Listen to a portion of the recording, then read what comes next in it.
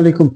तो मैंने आज एक टॉपिक था, मैंने स्पायरोमीट्री मेरे लिए बड़ा फैसिनेटिंग सा होता है, लेकिन मुझे पता कुछ नहीं है। ऐसी कंफ्यूजिंग सी चीज़ है, मैंने जितनी बार भी कोशिश करूं मुझे पता ही नहीं चलता।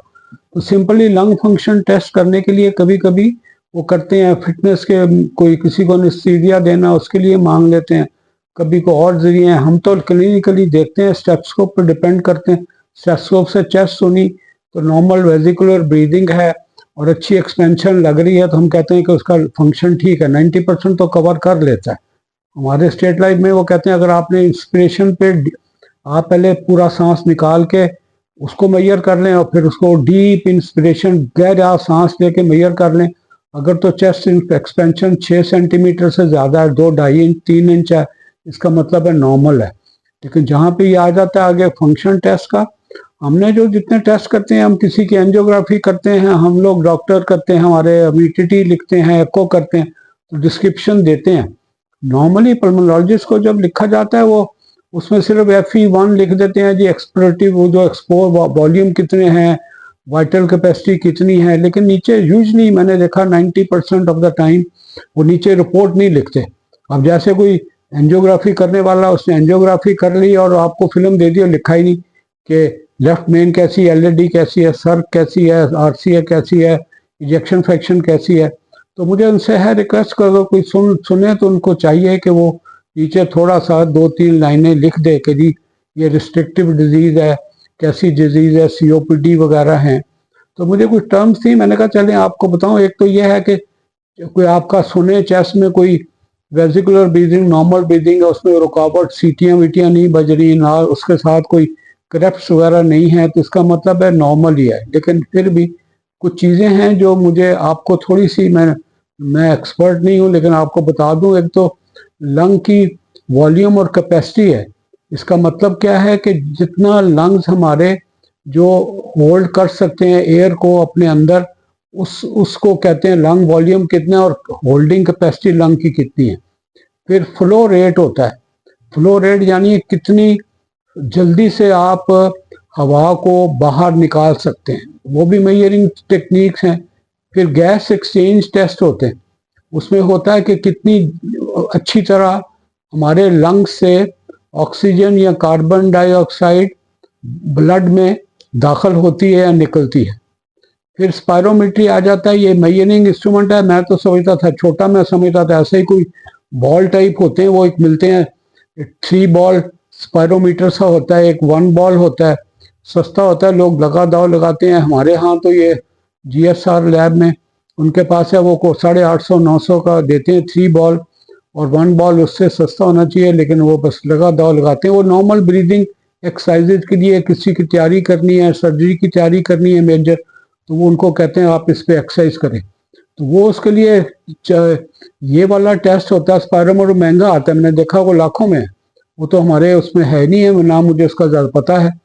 एक बॉडी प्लेसिस्मोग्राफी होती है जिसके अंदर एक क्लियर बॉक्स में पेशेंट बैठ जाता है और वो अपने इंस्ट्रक्शन का इंतजार करता है। वो अंदर से बाहर से इंस्ट्रक्टर कहते हैं उससे कम्युनिकेट कर सकता है वो कि आप बहुत सांस अंदर लें, सांस बाहर निकाल दें। तो फिर उसकी वजह से सांस लेने से और बाहर उसके अंदर प्रेशर रिकॉर्डिंग होती है, जिससे वो लंग्स के वॉल्यूम के बारे में अंदाज़ा लगा देते हैं उससे।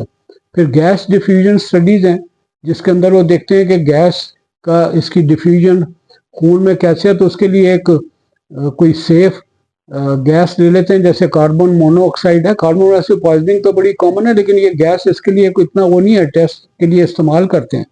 वो कहते हैं जी आप अपना ब्रेथ होल्ड करें और कुछ शॉर्ट पीरियड ऑफ टाइम में और देखें कितनी जल्दी ये गैस लंग से खून में चली गई है।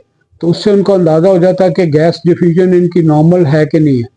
दूसरा 3 बॉल और मैंने 1 बॉल वाला है, वो लाल पीले से बॉल होते हैं, उसमें ब्लो करें, उसकी हाइट देखते हैं कि कितना है, तो उससे वो ब्रीदिंग में हेल्प आती है। तो जब मेजर करते हैं, जब आपने किसी को जाना हो या आपको उसने इंस्ट्रक्शन ना दी हो, तो आपने ये करना होता है। उसके जो अक्सर स्पायरोमीट्री करते हैं तो उसमें आपने लूज कपड़े पहनते हैं, स्पेशली चेस्ट को ना आप कोई सुकड़ने वाली चीज़ ना हो जो उसको एक्सपेंशन से रोके, तो लूज क्लोथिंग होनी चाहिए। और उसके अलावा उनको होता है कि आपने कोई तकरीबन आधा घंटा पहले आपने कोई कोई दवाई वाई ना ली हो, एक्सरसाइज ना की हो। दूसरा होता है कि आपने बड़ा खाना, मेजर खाना ना खाया हो, कम से कम 2-3 घंटे पहले आपने कोई मेजर खाना खाने से भी आपकी स्पायरोमीट्री पे फर्क पड़ता है। फिर सिगरेट का कहते हैं कि सिगरेट ना पियो, सिगरेट भी आपके जो उसकी लंग वॉल्यूम को कर सकती है, वो थोड़ा सा स्पाज्म भी कर सकती है, तो स्मोक नहीं करना चाहिए कम से कम 1 दिन पहले। फिर ब्रोंको डायलेटर होते हैं, हम जो सांस के लिए दवाइयाँ इनहेलर लेते हैं, ये ना लिया हुआ, उससे भी उसके ऊपर फर्क पड़ता है। Specially day of D day कहते हैं ना, डे ऑफ टेस्ट जिसमें, उसमें आपने वो ब्रोंको डायलेटर भी ना लिया। नॉर्मली वो 3 रीडिंग ले लेते हैं, 3 रीडिंग एवरेज दे के आपको वो कर देते हैं, नॉर्मली वो लिख देते हैं ग्राफ सा बना के। लेकिन मेरी रिक्वेस्ट पल्मोनोलॉजिस्ट से है कि वो लोग इसको थोड़ा सा रिपोर्ट भी किया करें। ये फिर FVV होता है, फोर्स एक्सपिरेटरी वॉल्यूम है, फोर्स वाइटल कैपेसिटी है, FYC, VC ये है। फिर इनकी रेशोज आ जाती है, FV के साथ टोटल जो लंग कैपेसिटी है वो उसके साथ ये आ जाती है। ये पल्मोनोलॉजी वाले इश्यूज हैं, पल्मोनोलॉजी वाले लोग ही बेहतर जानते हैं। लेकिन आपके लिए नॉर्मल यह है कि normal day to day life में हमें देखना है कि खाम खाई बैठे बैठे एक्सरसाइज किया करें, लंबे सांस लें, डबल टाइम में निकाल दें। मैंने आपको पहले भी एक में बताया था कि लोग तो पैसे ले लेते हैं, कुछ डॉलर की क्लास लेते हैं, कि नाक से कोशिश करें ब्रीथ करने की, मुंह से ब्रीथ ना करें तो अच्छा है। एक नाक पे उंगली रख के दूसरे नाक से इन ब्रीथ करें और फिर बाहर निकालें, फिर दूसरे नाक पे उंगली रख के साइड नथने पे फिर अंदर इनहेल करें, जितना लंबा से लंबा कर सकते हैं, फिर बाहर निकालें। तो ये ब्रीदिंग एक्सरसाइज से आपका ये होता है, आदत होती है। हमने एक्सपेंशन कर रहे होते हैं, किसी को कहें जी मैंने आपने सांस निकाल लें और फिर लें, और हार्डली 1 सेंटीमीटर एक्सपेंशन ही उनकी। दूसरे कोई लोग जिनको पता होता है वो इतना लंबा सांस लेते हैं कि 4 इंच तक भी एक्सपेंशन हो जाती है, 4.5 इंच भी हमने देखी है एक्सपेंड होती। तो ये प्रैक्टिस से होता है, प्रैक्टिस करते रहें, इसका कोई नुकसान नहीं है।